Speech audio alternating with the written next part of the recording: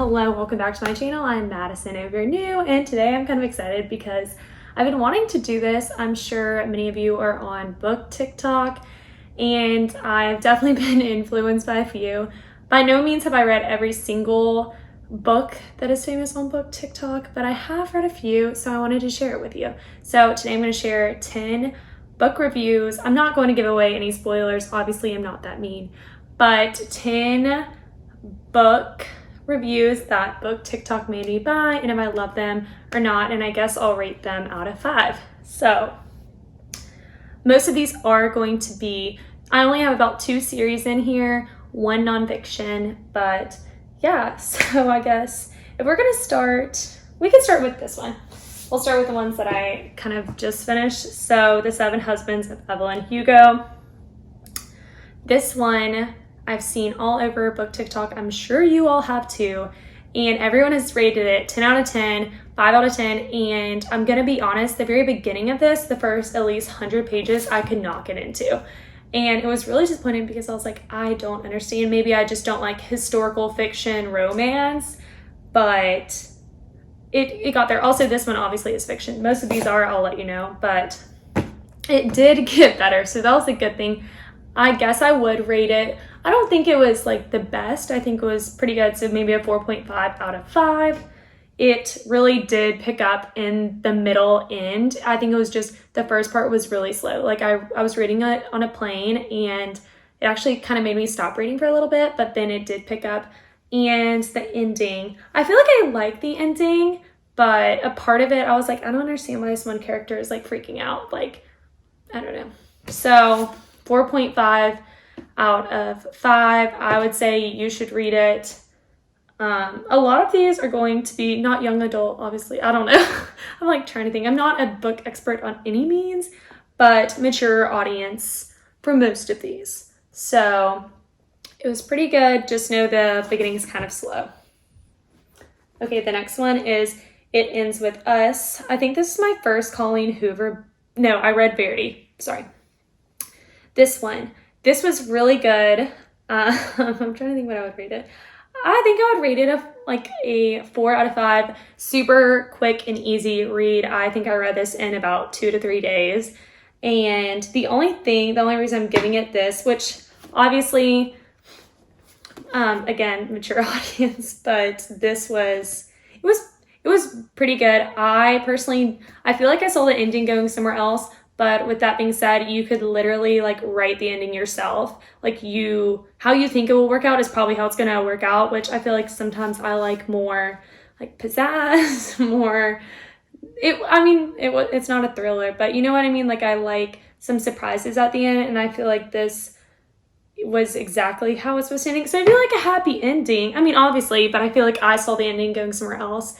So, I don't know, but comment below. Also comment below for any of these books what you thought, but I would say a 4 out of 5. It was really good. Just kind of the ending, like you already know how it's going to work out. So, okay, we'll do, this is another one, In 5 Years. So this one was pretty good. I think I finished this one again in like a 2 to 3 days.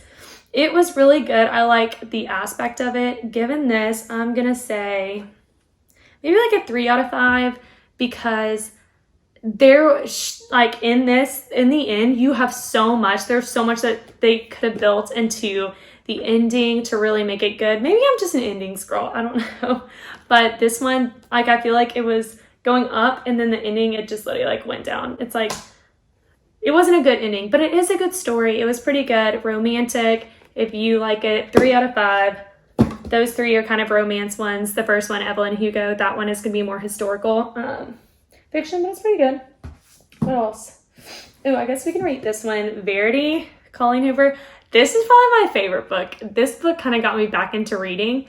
It's kind of spooky, but it's not that scary. I would read it at night, and sometimes I'd get a little spooked.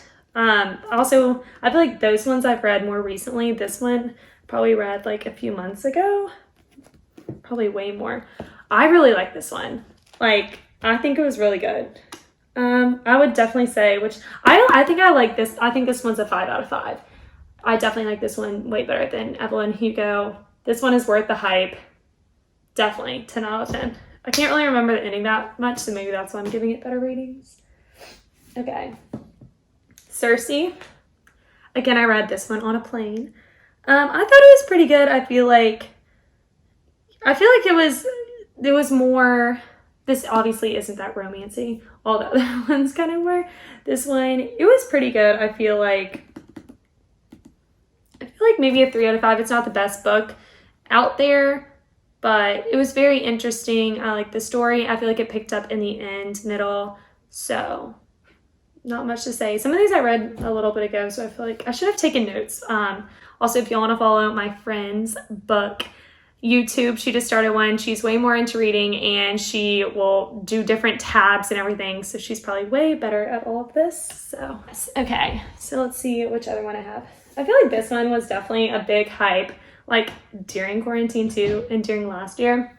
So Where the Crawdads Sing. This is another one of the books that got me back into reading. There's not really that much romance. It's not romance, I don't think. It's pretty good. I like it. It's a cute, sweet little book. Touches on some good little aspects, and obviously Where the Crawdads Sing, I'm from Louisiana. I would say 3 out of 5. I feel like I'm too nice with books. Maybe this is why I'm like, if it wasn't bad, I would just say a 3 out of 5. And then if it was okay, I'd probably say a 4. And then if it's really good, I'd say a 5. So yeah, it's a cute little one. What else? This one was so good. Red, White, Royal Blue. Okay. Obviously mature audiences. This one's pretty good. It literally made me feel like I'm not even reading a book. It's pretty funny. The banter in here is 10 out of 10. Some good banter, some good romance. I really enjoyed this one. Like, I'm not gonna lie, I think it was pretty good. Maybe I'm just a sucker for romantic banter. I don't know. I would give this a 5 out of 5. Like, I would read this one again. It was pretty good. So good job for TikTok. It's pretty good. What else? Shadow and Bone. So I'll mention in one of my favorite books in a little bit, but this one, I thought it was pretty good. I just finished the second one, and I like how they're creating the world and all of that. It was a bit hard. I feel like with any fantasy, sometimes it's hard to understand the world at first because they're using these different terms and these different names, and you're like, I really don't know what that means. I don't know who that person is. Sometimes you forget. Maybe this is why I need to outline in my books. I don't know, but I thought it was pretty good. I have one more part of the trilogy to read, and also there's a Netflix series, so I feel like this one's pretty good. I really like this. I really like the second one. The first one was pretty good too, so I'll give this a 4 or 4.5 out of 5. There's not that much. I mean, obviously there's a little romance, but it's not as much. Obviously, it's the others that I've mentioned, but like, I think it's a cute series, and I can't wait to read the third one. So, okay, I don't have my first book because I lent it to my friend, but A Court of Thorns series. Mature audience again. This one could be young. I think this one is young readers, young author. What is it? Young readers? Okay, whatever. Yeah, this is fine. This is fine. This one, no, mature audience. This one is the love of my life. My friends got me to read this, and I literally am obsessed. I love it so much. I'm on the last book, which is A Court of Silver Flames, but like, also this book in particular, this second one, but it's so good. It keeps you on the edge of your seat. Sarah J. Maas, like, amazing. I hope I said her last name wrong. Right, but favorite series, obviously 6 out of 5. Like, my favorite. I love the world. I love talking with my friends about it. I will get all my friends to read it. 10 out of 10 read this. 10 out of 10.